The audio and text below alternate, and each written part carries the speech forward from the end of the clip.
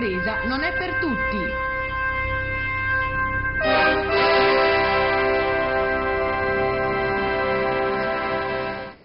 Allora, eccoci rientrati in studio, un break pubblicitario che è servito anche per cambiare i nostri ospiti in studio. Ve li presento subito, con i quali parleremo appunto della situazione economica, cercheremo di capire se questa ripresa c'è, se è una ripresa per tutti o solo per pochi, e cercheremo di capire come mai la grande distribuzione continua a crescere quando non aumentano i consumi. Insomma, ci sono tanti aspetti che cercheremo di, come dire, di spiegare un pochino e cercare di capire perché avvengono. Dalla mia sinistra inizia un economista, Francesco Pontelli, buonasera. Buonasera. E grazie di essere qua. Al suo fianco Roberto Busoni, un imprenditore, fa parte della CNA di Padova, anzi è il presidente del settore benessere. Poi abbiamo Gianfranco Refosco, segretario della CISL del Veneto, grazie anche a lei di essere qua, e al suo fianco Massimo Zanetti, segretario generale della UIL Pubblica Amministrazione del Veneto, grazie. Buonasera. Anche a lei di essere qua. Dunque abbiamo sindacati, associazioni di categoria, un economista, per cercare un po' di capire qual è la situazione. In questo periodo, come sempre, periodo diciamo così, quando si avvicina all'ultimo trimestre dell'anno, iniziano ad arrivare un po' i dati, quindi insomma si susseguono varie voci e ultimamente, malgrado le previsioni di Confindustria dello scorso anno, che forse ricorderete durante la campagna referendaria, che prevedeva un disastro se non fosse passato il referendum costituzionale, aveva previsto l'aumento dello spread, il calo dell'occupazione, aveva fatto delle previsioni veramente catastrofiche, così non è avvenuto, però ancora adesso diciamo, siamo un po' l'impressione che si viva un po' in una sorta di purgatorio, di limbo. Io inizierei dall'economista perché ci dia un po' il quadro della situazione, no? Come stiamo andando?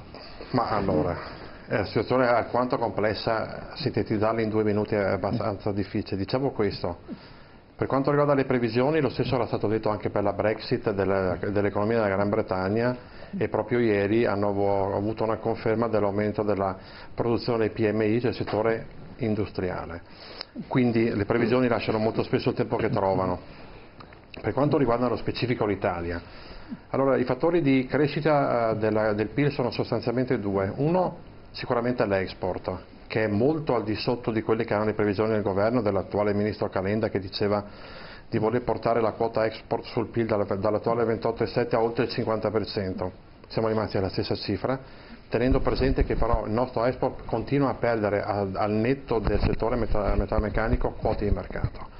Anche l'agroalimentare mantiene le quote del 2003, perché i mercati crescono velocemente e noi cresciamo molto meno velocemente.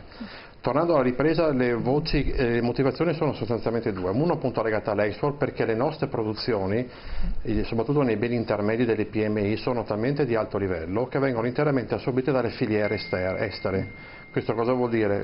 Per esempio il settore dell'automotive, tutte le aziende che fanno strumentazioni per le varie case automobilistiche prendono e vendono il 100% della propria produzione al settore automotive tedesco, germanico. Poi c'è il discorso del superammortamento e della industria 4.0, cioè delle incentivazioni fiscali, che hanno da una parte hanno spinto l'industria a investire in digitalizzazione, una parte, meno del 15%, comunque è stato avviato un processo e ovviamente se ne approfitta. E dall'altra hanno creato una domanda marginale nuova per quelle aziende che producono sistemi di automazione e sistemi digitali. Per contro, e questo non lo si dice, la digitalizzazione di un sistema produttivo porta ad un esubero, perché evidentemente l'esempio ce l'abbiamo non tanto distante da qua, 108 km, Amel, un'azienda che adesso è di proprietà cinese, che ha digitalizzato completamente la propria produzione se non ricordo male, dei settori inerenti al settore della refrigerazione, si trova con 162 operai in esubero. Per cui se la digitalizzazione ha creato una domanda interna per le aziende che producono sistemi automatizzati e digitali, per contro questa domanda viene pagata con una perdita di posti di lavoro. Per cui il fatto di dire che ci sia una ripresa mi sembra decisamente sbagliato. In più, nella sua presentazione non è vero che la grande distribuzione va bene. No, non ho detto ma cresce però. Sì, non però, ho detto che va bene, dopo vedremo sì, i trend di vendita. Perché la Carrefour per esempio ha dichiarato un esubero di 484 dipendenti solo in Italia. Lo Champ il primo anno è in deficit, per cui la grande distribuzione non è più il punto d'arrivo di tutte quante le economie. Ormai la grande distribuzione è nella stessa crisi che ha conosciuto la distribuzione normale. Per quanto riguarda invece il discorso dell'occupazione, l'occupazione volevo fare intervenire adesso dopo volevo fare intervenire Gianfranco Refosco in proposito, no? Sì. Recentemente, anzi non tanto recentemente, cioè in questi ultimi giorni, la CGIA di Mestre sui dati Istat ha segnalato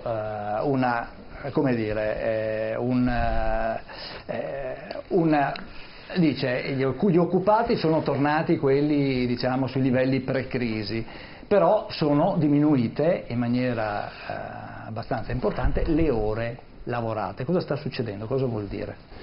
Sì, intanto penso che sia sbagliato parlare di ripresa, come era sbagliato parlare di crisi. Qui siamo di fronte a una metamorfosi del nostro sistema economico e produttivo, quindi questi concetti rischiano di portarci fuori luogo e anche di dare una lettura sbagliata.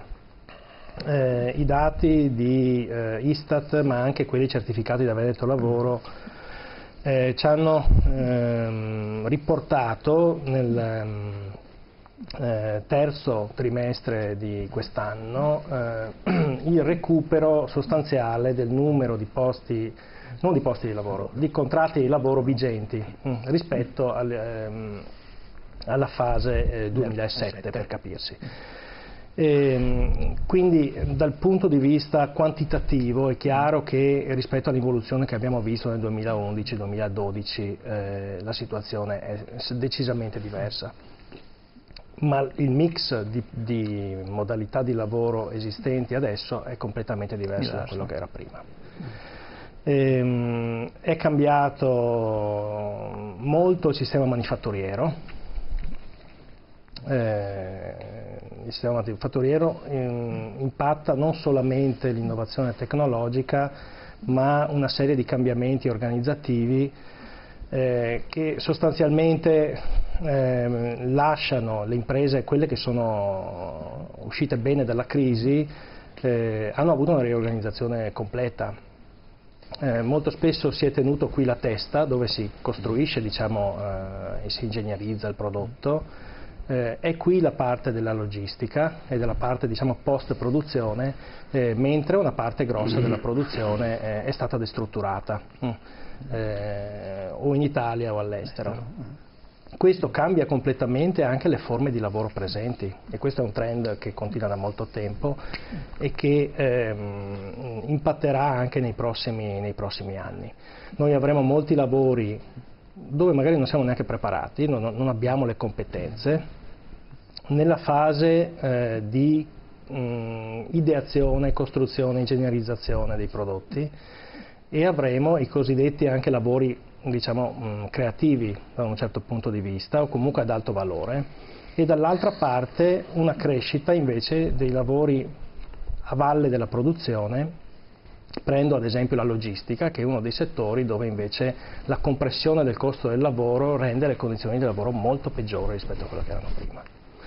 Ecco, quindi al di là del dato quantitativo e delle tipologie contrattuali, tempo determinato e indeterminato, abbiamo un cambiamento vero dei mercati del lavoro esistenti, anche nel nostro territorio. Certo, vediamo, abbiamo la grafica, vediamo se riusciamo a proporvela relativa appunto alle ore lavorate. Vediamo se la regia riesce a proporcela, eccola qua. Allora, Allora, queste sono le montevoli, quindi appunto l'elaborazione dell'ufficio studi della CGIA di Mestre sui dati dell'Istat. E allora vediamo il rapporto appunto tra il confronto tra il periodo 2008-2017 nella parte alta, il numero dei dipendenti e la differenza, la variazione, quella diciamo nell'ultima riga, 1.120 sono le ore, è 1 miliardo e 100 milioni di ore in meno lavorate.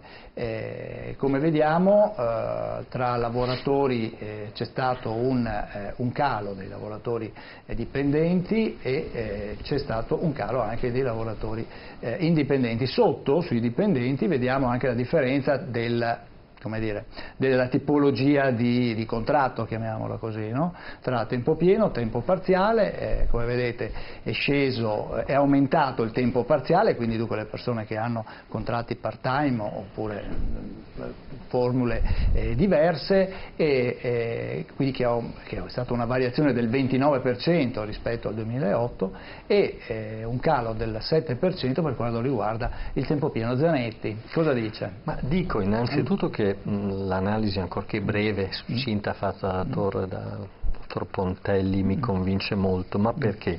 Perché io smorzerei questi toni entusiastici che sento da parte del governo rispetto alla dimensione della ripresa. Oddio, se noi consideriamo che da quando è iniziata la crisi, anche solo l'anno scorso, la nostra economia si muoveva intorno allo 0, il fatto che si possa chiudere con una crescita dell'1,3, non possiamo negare che ci sia stato un elemento positivo. Però io penso che dentro a questa positività di massima è opportuno grattare il pavimento e vedere. Se lei guarda quei dati, fanno riflettere su 2 aspetti che io trovo assai interessanti. E che la regia ripropone magari la scheda. Sostanza poi sono questa. Negli ultimi mesi su 100 qua. occupati, 93 hanno un contratto a tempo determinato. Perché? E di questi 7 invece a tempo indeterminato, perché le politiche del governo, gli ultimi governi che si sono succeduti nella dimensione del lavoro, hanno tentato di riparare al dissesto della mancanza di lavoro cercando di intervenire sull'aspetto fiscale di diminuzione della contribuzione per le aziende che assumevano. Quindi è evidente che se l'azienda che prima aveva dei lavoratori a chiamata o lavoratori in condizioni, sono 36 le forme di lavoro flessibile, non sono pochine direi in Italia, e li ha messi nelle condizioni di avere un vantaggio importante sotto il profilo economico rispetto alla contribuzione, questa dimensione di lavoro è diventata, diciamo, un pochino più fidelizzata. Tuttavia la fidelizzazione è sempre bassa, perché 93 hanno un contratto a tempo determinato, il che si presume che appena finiranno gli sgravi probabilmente verranno accompagnati alla porta, e gli altri 7 a tempo indeterminato. In questi 10 mesi dell'anno in Italia abbiamo creato 361.000 posti di lavoro nuovi, di cui solo 26.000 a tempo indeterminato. Questi sono dati della relazione del conto annuale che vengono dal Ministero dell'Economia e delle Finanze. Tornando alla sua domanda, io faccio una osservazione di carattere economico assolutamente, di solito basilare, non occorre avere grandi studi per riuscire a interpretarla.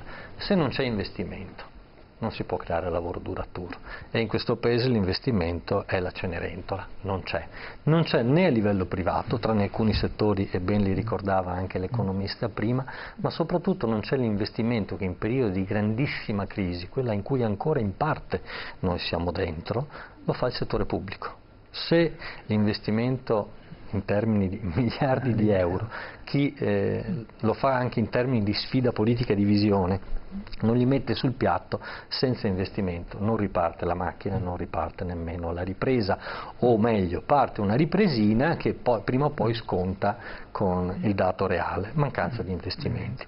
Guardi, interessante, il Financial Times ieri mattina ha pubblicato un ragionamento sui dati italiani dal pre-crisi all'attuale crisi. Faceva osservare, dico solo questo e poi mi taccio, faceva osservare 2 aspetti che trovo molto interessanti. Noi assieme al Portogallo e alla Grecia siamo gli unici 3 paesi europei che dal prima dell'inizio della crisi 2008 ad oggi non siamo riusciti a recuperare neanche lontanamente i livelli di prodotto interno lordo, quindi il trend di crescita, oggi a distanza di 8 anni di crisi. Paesi come la Germania, la stessa Spagna, non le parlo di altri paesi che sono ancora più, sono più riusciti performanti, diciamo, bravissimo, sono riusciti quasi a pareggiare la dimensione dello sviluppo che avevano nel 2008 rispetto al 2016. Noi siamo sotto di 6,2 punti percentuali, fa peggio di noi ovviamente il Portogallo e anche la Grecia, ma insomma siamo comunque in una buona non compagnia. Io penso che ci siano da farsi delle domande perché questo capita, io penso che vadano ricercati, ho chiuso, e sicuramente sulla mancanza di investimenti, che sono sempre puntualmente l'altro aspetto dell'incapacità della politica attuale, ma non di meno quella precedente, e non di meno persino quella di professoroni Soloni, di capire di che cosa ne vogliamo fare di questo paese, dove vogliamo mettere i denari, per fare che cosa, con che sviluppo, con che prospettiva. Guardi, interessante, in questi giorni è uscito un libro straordinario, si chiama Le linee rosse. La Cina, che è un impero che ha 1.600.000 abitanti, 1.600.000 milioni di abitanti, ha programmato un intervento economico nel suo territorio da qui al 2050. Siamo nel 2017. Noi non riusciamo a fare una programmazione che va da qui al marzo. Forse ci dovremmo domandare se il problema è la difetto di chi guida la macchina oppure no. Così, mi viene da fare questa domanda. Professor Casen. Ma è una situazione estremamente complessa. Allora, poi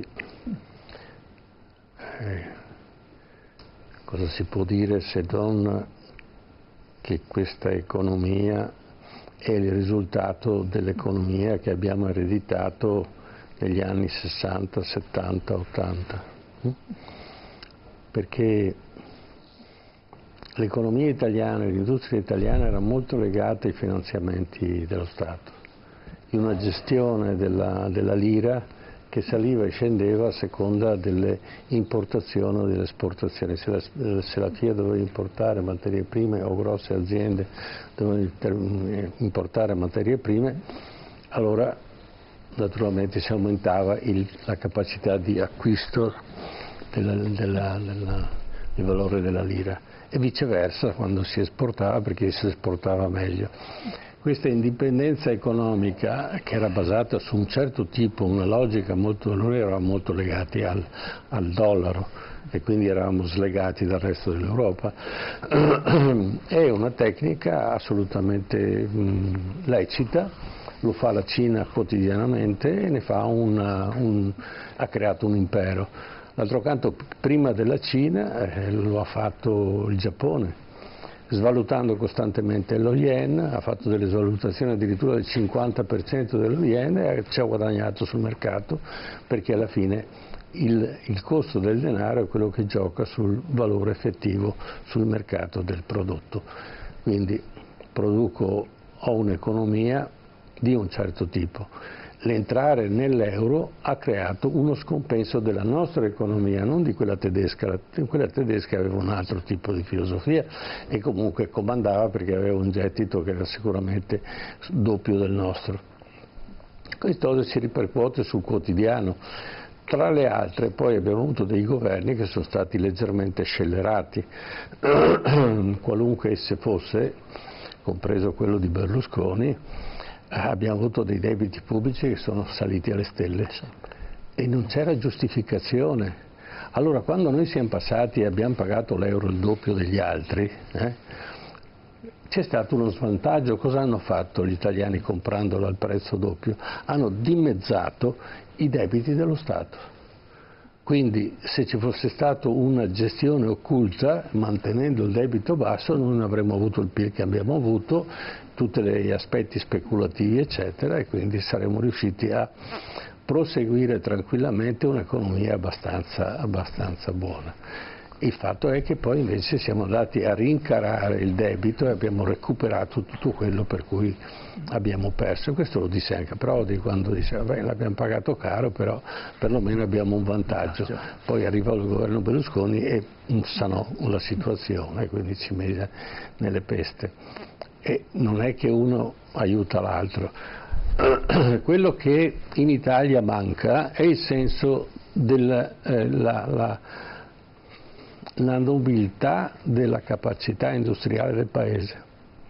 L'imprenditore è stato sempre demonizzato e non è che poi uno ha tutti i carichi, per carità, negativi, positivi che può avere un'azienda, ma non è che può godere di lavorare all'interno di un paese dove viene demonizzato costantemente. E allora trova poi l'Europa ha aperto tutte le porte dell'est, per cui tutte le industrie sono andate all'estero perché pensavano che sarebbe stata una manna, un sacco di queste ci hanno lasciato le penne. È tutta una situazione, addirittura le banche aiutavano le aziende ad andare all'estero, quindi andare in Romania, andare da altre parti perché sembrava il sogno, e poi tutto un paese diverso, eccetera. Questo ha creato delle crisi che oggi stiamo pagando, non ci rendiamo conto quante cause sono intervenute per creare questa crisi, ma sicuramente l'Italia le ha imboccate quasi tutte, ma quello che oggi si propaganda come recupero economico non esiste. Non c'è, non esiste, è pura propaganda elettorale per le prossime elezioni, quindi quanto siamo stati bravi a far che allora il numero dei dipendenti sono aumentati perché sono nuovi contratti di lavoro, ma valgono poche ore alla settimana o valgono qualche giorno durante il mese e quindi il numero totale è esorbitante, il numero invece, le ore di lavoro lavorate e quindi il compenso che riceve una persona è estremamente basso. Poi c'è tutta una questione sulla grande distribuzione, ma penso ne parliamo più tardi. Adesso ci arriviamo, volevo far intervenire anche Roberto Busone perché a soffrire in questo periodo, almeno sempre secondo i dati della CGIA di Mestre, sono le botteghe artigiane che sono in difficoltà e i piccoli negozi commerciali. È una chiave di lettura che la trova d'accordo oppure secondo lei la ripresa c'è? Beh, allora, essendo imprenditore devo pensare positivo perché in base a quello che ho sentito qua dovrei chiudere baracche e burattini e andarmene all'estero. Ringrazio il professore per il fatto che diceva che è stato sempre demonizzato l'imprenditore, in Italia purtroppo è sempre stata così. Però siamo in tanti che pensiamo positivo, ci diamo da fare e quindi vediamo di vedere questa possibilità di recupero che dal mio punto di vista c'è, o meglio c'è una stabilizzazione da parte delle aziende. La crisi è stata negativa, però diciamoci la verità è stata anche positiva, ha eliminato quasi tutto quello che prima aveva dei vantaggi legati a finanziamenti di banche, statali o altre cose senza nessuna sostanza. Cioè aziende che non avevano una vera realtà produttiva. Adesso non sto qua a fare tutta un'analisi. Se qualcuno è sopravvissuto e tanti sono sopravvissuti vuol dire che una base storica c'era, qualcosa che sull'economia dove poter portare quelli che sono i risultati e le produttività esiste, se no saremmo spariti completamente. Poi da qua a dire che siamo in effettiva ripresa, sì, è un po' dura da dire, però siamo legati anche a leggi, a legacciuoli statali o statalisti che ci bloccano un po' in tutto, insomma. E nei piccoli imprenditori dei quali faccio parte, sì, effettivamente la situazione è abbastanza critica, difficile per quanto riguarda i piccoli negozi, il contrasto con le grosse compagnie distributive, quindi quelli che sono i centri commerciali, risulta abbastanza difficile. Tanti si stanno attrezzando con l'e-commerce, cioè si danno da fare. Naturalmente per poter trovare una svolta si devono impegnare in qualcosa di esclusivo, qualcosa che nessun altro fa. E i piccoli hanno difficoltà e devono aggregarsi. Ci sono realtà nel Veneto poco conosciute di aziende che riescono a esportare nel campo dei cosmetici, ad esempio ci sono dei mostri industriali poco conosciuti che assumono tantissime persone, non faccio nomi, e non solo nel Veneto, però sono al di fuori della classica realtà che noi conoscevamo, dove appunto c'era il classico manifatturiero, dove c'era la classica industria meccanica, cioè ci sono delle situazioni nuove, poco conosciute, che si stanno realizzando in maniera molto molto positiva. Quindi c'è una trasformazione anche c'è una del mondo grossa produttivo trasformazione. Il fatto è che se noi vediamo sempre il vecchio, a questo punto tanto vale suicidarsi, insomma. Cioè dobbiamo pensare al nuovo, vedere cosa offre il mercato e spostarsi sul nuovo. È logico che il vecchio meccanismo non funziona, bisogna cambiare tutto. Purtroppo l'economia non segue quelle che sono le leggi. L'economia segue un'ideologia che non ha niente a che fare con con quello che è lo statalismo, con quelli che sono i legami creati dalla politica o da chi si lega a situazioni politiche molto statiche. Certo, ecco, vediamo un'altra scheda che ci dà in questo caso la situazione invece di quello che sono state le aziende artigiane, cioè il bilancio, diciamo, no? Entrate e uscite tra eccolo qui, vediamo, adesso sono un po' piccole, facciamo un po' fatica a leggere, adesso si vede un po' meglio, questo qui a livello italiano, qui siamo dal 2007 al 2009, anzi no, la concentrazione, eccola qua, la contrazione delle imprese artigiane tra il 2009 e il 2017. Sardegna, come vediamo, un calo del 17,1%, vediamo dove troviamo il Veneto, eccolo lì, un calo di 14.883 aziende artigiane, appunto, quindi un calo del 10,3%, possiamo vedere anche il nostro vicino Friuli Venezia Giulia, in questo caso meno 2.141, anche il calo lombardo e dell'Emilia Romagna, come vedete, insomma, sono cali piuttosto importanti, quindi meno 145.000 aziende, chiamiamole così, o piccole aziende che soffrono, aziende artigiane. Pontelli, cosa possiamo dire? C'è stata una trasformazione, sono stati eliminati cosa dire? Allora, non facciamo vecchi? l'errore di pensare che il nuovo è il bello e il vecchio è il passato ed è negativo, perché se no noi entriamo nel mondo dell'economia up economy, della sharing economy o della gig economy, che, tanto per dare che è molto sviluppata negli Stati Uniti, dove mediamente la concentrazione di manodopera è di un dipendente ogni 30 milioni di fatturato. Le nostre aziende digitali fatturano mediamente 1 milione all'anno e dopo 3 anni l'85% è fallito, quindi è inutile che noi ragioniamo in prospettiva inseguendo quello che noi non siamo capaci di fare. Relativamente all'investimento ha ragione il dottore, e in più ma il fatto che noi non abbiamo investimenti è legato ad un fattore, a delle colpe specifiche. Per esempio, noi abbiamo avuto nel 2016 un saldo negativo di oltre 160 miliardi, cioè di gente che ha ritirato denari da investire in Italia, e quest'anno nel 2017 è aumentato del 35-40%. Ma per quale motivo? Non è che loro, oltre ad avere scarsa fiducia nell'economia italiana, c'è un motivo specifico. Il governo Renzi ha varato l'Investment Compact che prevedeva la non retroattività fiscale, apro parentesi. Il primo parametro di riferimento di un investimento produttivo a medio e lungo termine è quantomeno la sicurezza delle normative fiscali, in modo che io, in rapporto alle fiscalità che mi viene richiesta, posso programmare i miei investimenti e arrivare a un punto di pareggio e poi cominciare a trovare la remunerazione dell'investimento. Chiudo parentesi.